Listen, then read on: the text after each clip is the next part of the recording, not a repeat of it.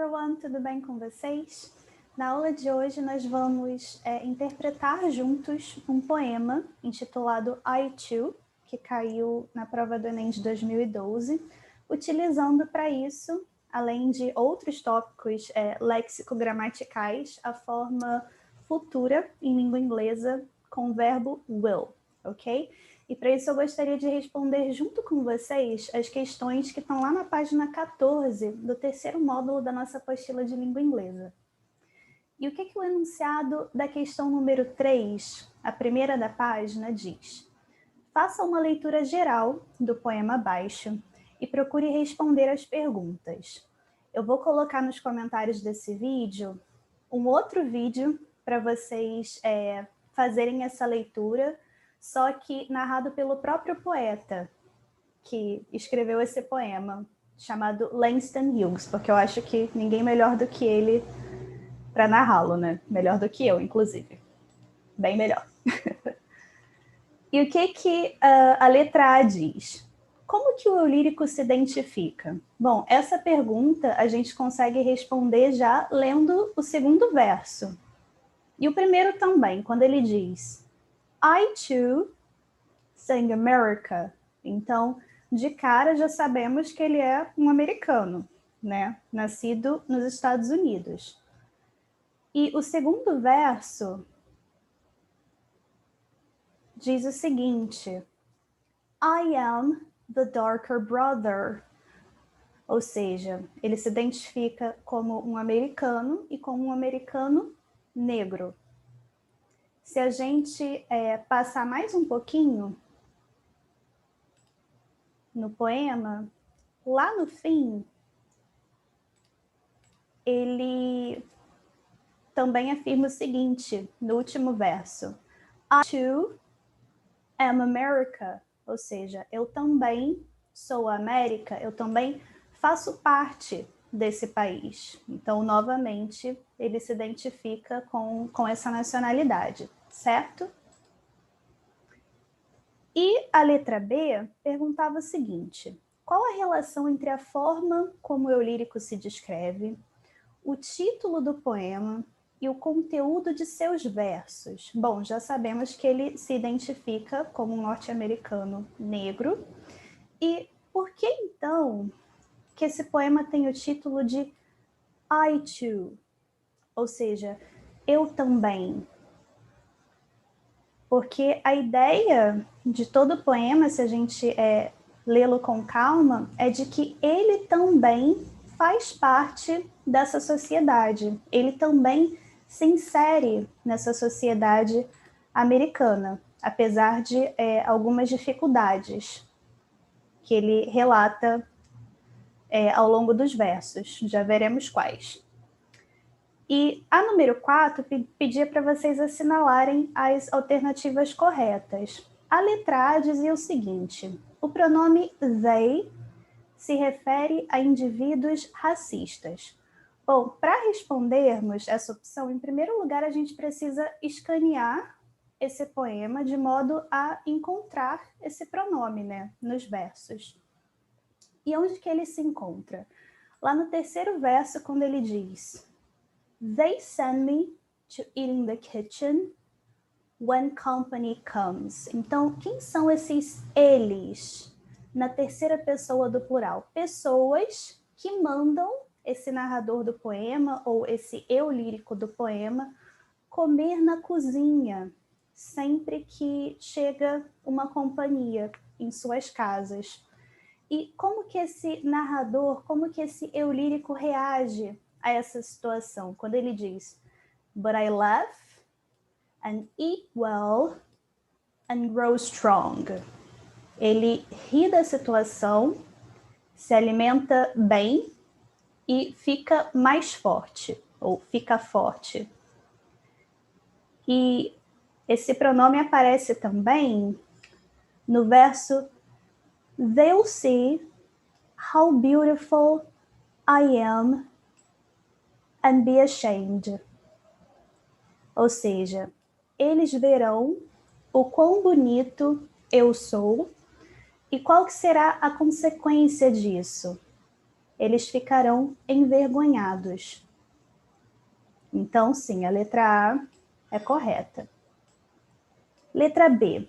O eu lírico utiliza o verbo will, seguido de um verbo no infinitivo, para fazer previsões em relação ao futuro. Então, onde que esse verbo aparece no poema? Vejamos aqui. Em primeiro lugar, quando ele diz: Tomorrow I'll be at the table when company comes. Então, antes mesmo de lermos esse segundo verso que eu sublinhei, a gente já tem uma expressão que indica um tempo futuro, né? Tomorrow, ou seja, amanhã. E se a gente fosse destrinchar a estrutura desse segundo verso, o que nós temos aqui? O pronome I, em primeira pessoa, seguido da forma reduzida, ou seja, da contracted form do verbo will e do verbo be, o famoso verb to be, no infinitivo. Outro exemplo que nós temos de uso do futuro aqui com esse verbo, quando ele diz: Nobody will dare say to me in the kitchen. Ou seja, ninguém ousará dizer para mim, vá comer na cozinha. Se formos destrinchar esse verso em particular, qual a estrutura que é utilizada nele? Nobody, ninguém. Novamente, seguido do verbo will, só que em sua forma reduzida, ou seja, com o apóstrofe e os dois L's. E outro verbo no infinitivo, que é o dare. Dare, isoladamente, significa ousar.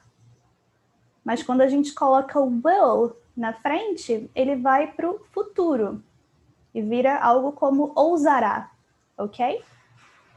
Outro exemplo que nós temos aqui nesse poema. They'll see how beautiful I am. Ou seja, eles verão o quão lindo eu sou.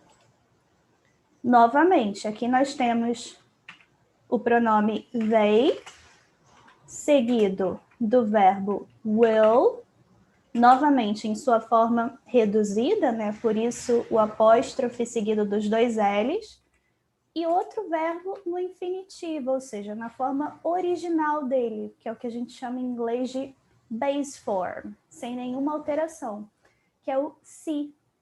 Isoladamente, see significa ver.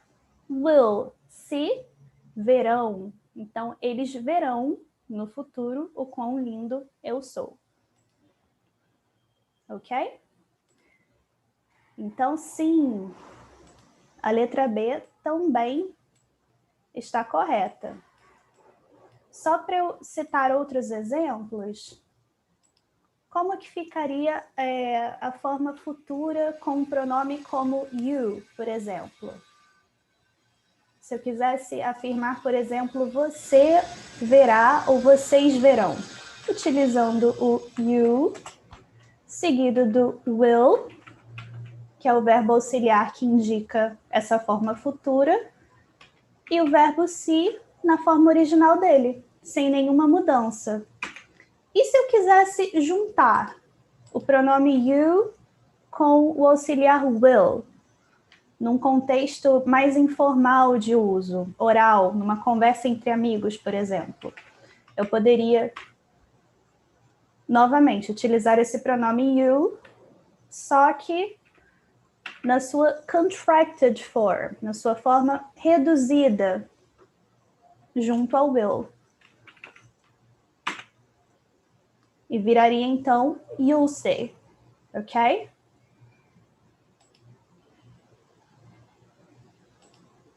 Letra C.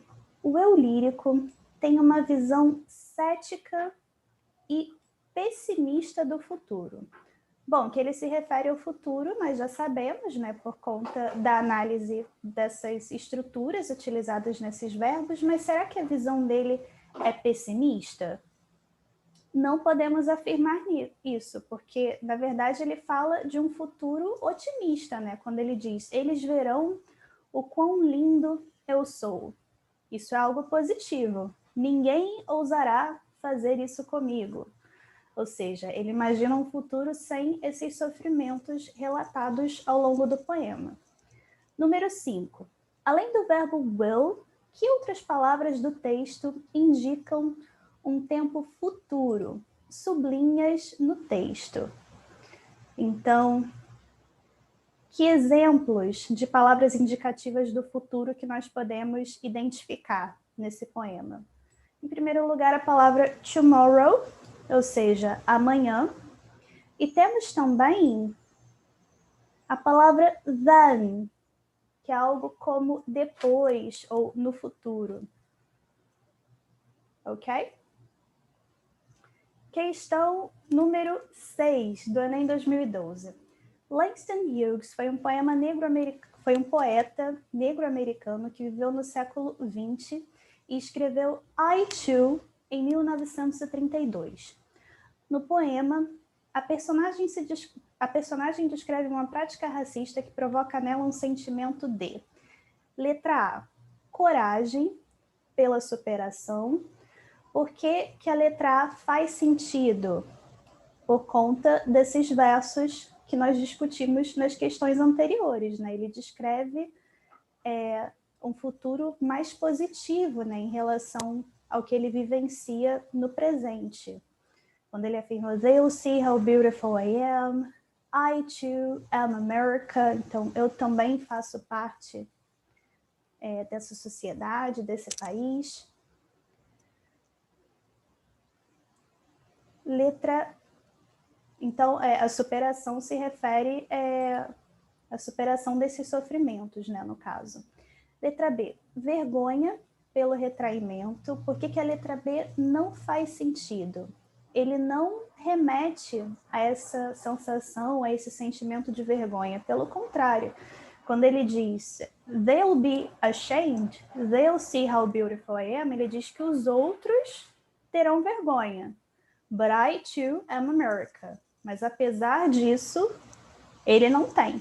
Os outros que terão um dia. Letra C, compreensão pela aceitação.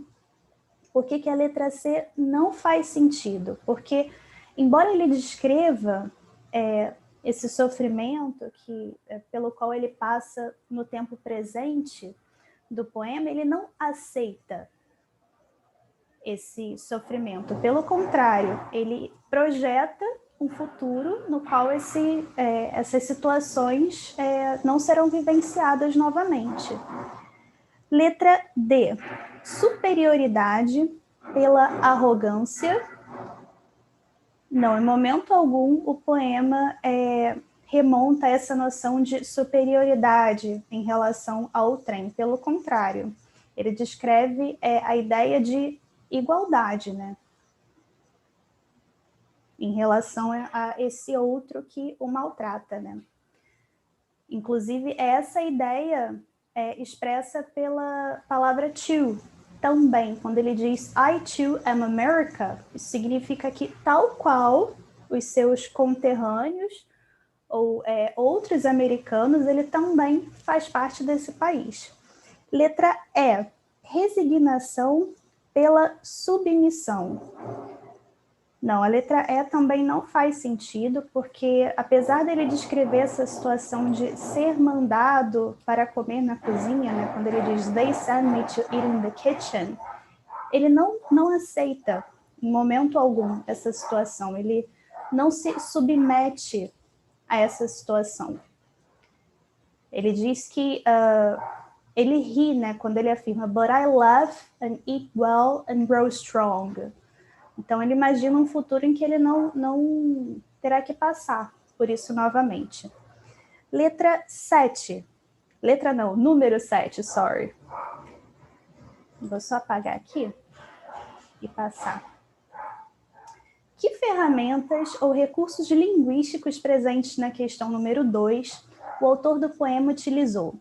De que forma tais recursos auxiliam na construção de sentido do texto? Então, se nós voltarmos lá para a questão número 2 da página anterior, nós temos vários recursos que podem ser utilizados, né, recursos ou ferramentas para a interpretação de diferentes poemas. O primeiro deles fala de line breaks, ou seja, aquelas quebras, né, de linhas nos versos. Esse é um recurso bastante utilizado ao longo do poema.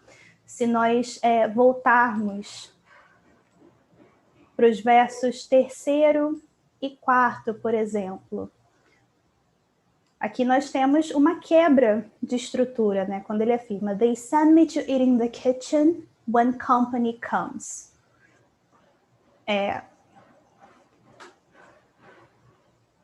Temos uma quebra aqui da palavra kitchen em relação a when, sendo que esses dois versos, se não estivessem dentro da estrutura de um poema, estariam dentro de uma mesma sentence, de uma mesma sentença, né? Então, sim, temos line breaks. Outros recursos que são mencionados, imagery, que é a construção imagética do que se passa no poema, definitivamente também é utilizada aqui, quando ele relata várias situações, né, vivenciadas por esse eu lírico. They sent me to eat in the kitchen, but I left. Tomorrow I'll be at the table when company comes. Então, amanhã eu também sentarei à mesa. Todas essas descrições são de imagens, né?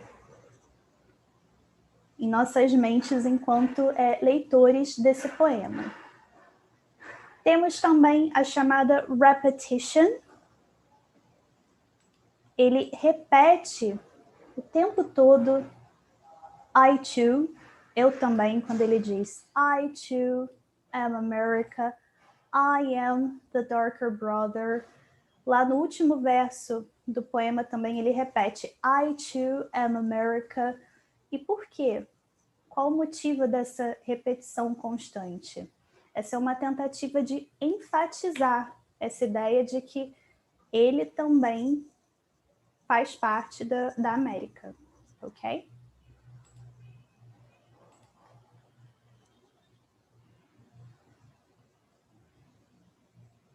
Temos também o rhythm, com certeza o ritmo do poema, né, que é influenciado inclusive pelas line breaks. E vocês conseguem pensar em mais algum? Gostaram do poema? Ficou alguma dúvida, gente? Honestly, se ficou, deixem aí nos comentários para mim, que eu terei o maior prazer em respondê-los. Tudo bem? Por hoje é isso, gente. Tchau, tchau. Até a próxima.